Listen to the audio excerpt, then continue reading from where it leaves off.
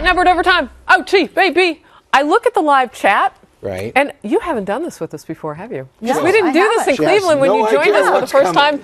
So the Congresswoman, Marsha Blackburn of the beautiful state of Tennessee is here. That's right. And online with us. And when we were together for the first time, you, Sandra, and me and our crew, we hadn't done overtime on the road. We had a digital hangout later in the day. So this is the first time for our OT Baby audience to see you. Welcome. Thank you. So basically, Absolutely. this is 10 minutes of, we'd like to say, unfiltered sort of. I mean, it's still out there. You mean Everybody it was can hear supposed you. to have been filtered in the last one? I want to hear what Harris Should have been. I want to know what Harris is thinking about me over the weekend if we're getting unfiltered. Whoa. Oh my goodness. What awesome things were you thinking? Give it to me. Well, first of all, as Donald Trump was speaking at Gettysburg on Saturday and kind of laying out his ideas for moving forward, he talked about his first 100 days and whatnot. I knew you would be watching.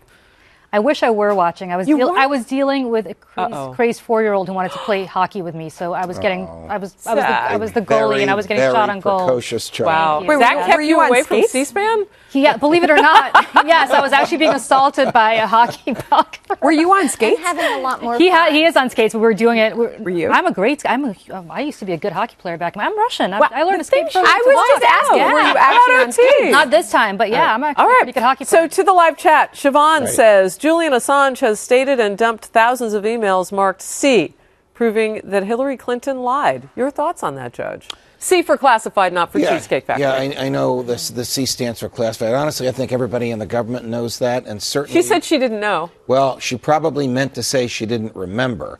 The reason I say that is because on her first day in office, she had a 2-hour tutorial from 2 FBI agents, at the end of which she signed an oath in which she swore that she understood what the classifications were, what the markings meant, and how she had to keep national security secrets in a safe venue.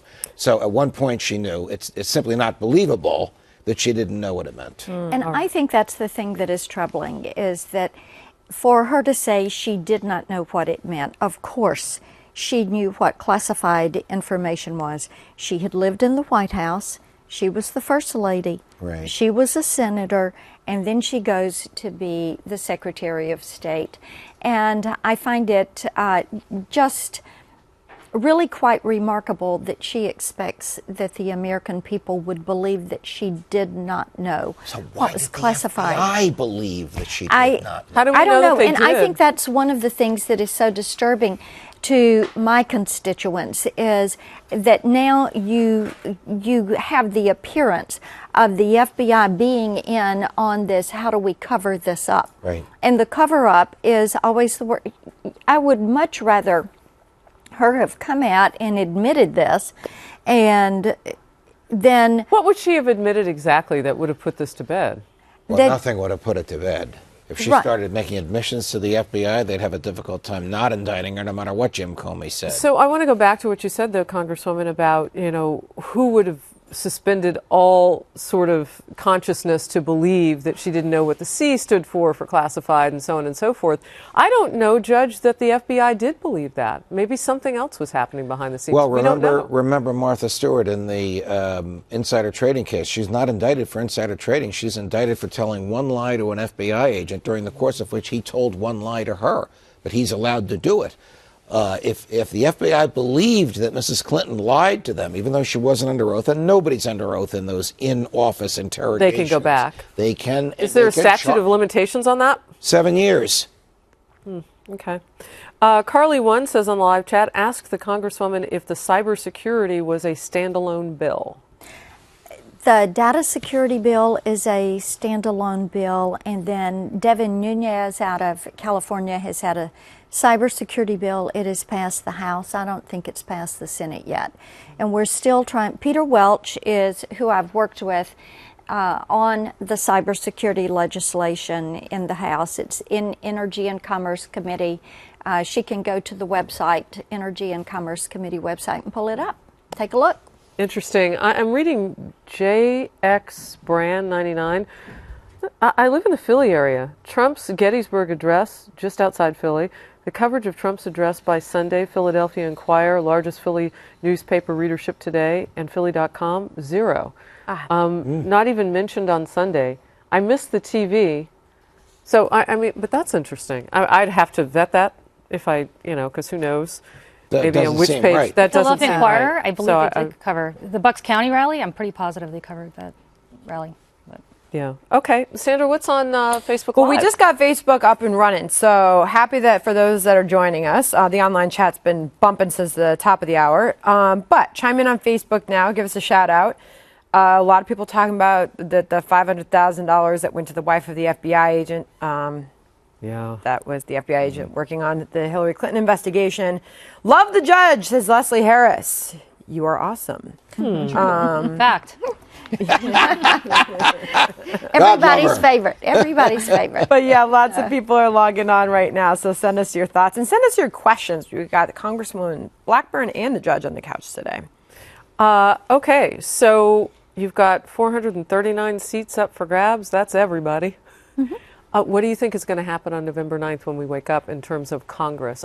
And I would preface it by this, just because I did a little research over the weekend. We have the largest majority for Republicans in the House since 1928. Correct. So not likely to see that flip. You're correct. I don't think we will see it flip. And we may lose a few and gain a few in other districts. And I think one of the things we have to realize with this election season, it has not been business as usual. The one thing that has been business as usual is the Clintons and the way they've run the Clinton Foundation, what we're learning in the emails, that has been business as usual. So I do think that you will see some new members of Congress, Republicans, that will win some seats. And unfortunately, there may be a few. But I have to tell you, being in Nevada, being in New Hampshire, being down in Texas, I think some of our guys are in much better shape. Have you been flying, helping some of the others? I have, helping some of my colleagues. And I think that they're in better shape. And one thing we have to remember with the House races also, and I'm sure Julie will agree with this, all politics is local. Yep. And these races are local races, and people have done a very good job of tailoring their race to their districts. And I think most of our members will be successful. And redistricting, I think, helps also. Yeah, I mean, obviously, so some of too. these districts have been gerrymandered to a point where it's very, very, very hard for an incumbent of a particular party to lose. Well, that's interesting, too. So how much are people talking about Donald Trump on those kind of on-the-ground local race platforms? You hear some conversation about that. Most people will come about talking about change.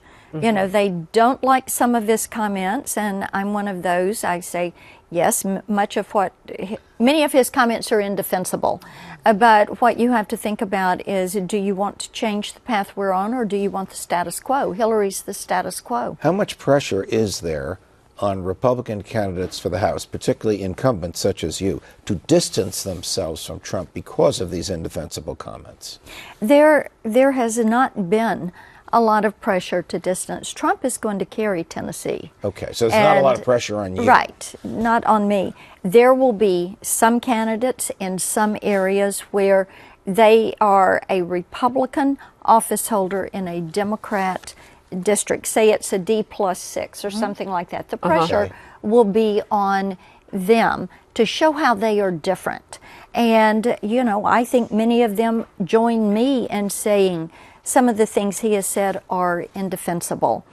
But many of Hillary's actions are indefensible. Not ever giving an answer for Benghazi, lying to the Benghazi families about the cause of the attacks, the server and all the issues that are there, the Clinton Foundation, and when you look at what happened with Laureate Education and Uranium One, the Russian reset was a disaster. What has happened in the Middle East is a disaster. I think those actions of Hillary Clinton are indefensible. What I think is interesting, though, is that you do have a Republican super PAC that's very tied to leadership that's now running ads, essentially telling people that you need a checks and balances on President Clinton. So to some, that would imply that your party's already conceded the White House and is now worried about... I would say far from it. That may be one super PAC, and of course they're not going to be coordinated with the candidate. No, never. Real quick from Facebook Live. I can't even tell you, it is cooking today. I'm sure you've seen I know, right? So I'm sorry I've been so quiet. A lot of strong opinions being shared on here. But they love having both of you on the couch together. That's been really fun. Lots of shout outs from all over the country. So thank you for joining us. Absolutely. Congresswoman Blackburn from Tennessee. Thank you. Oh, I'm delighted to be a lot of here. fun. Thank you for including me. And Judge, as always. Oh, Thank you Yes. very much. Oh, kisses and hugs. I'll see you tomorrow.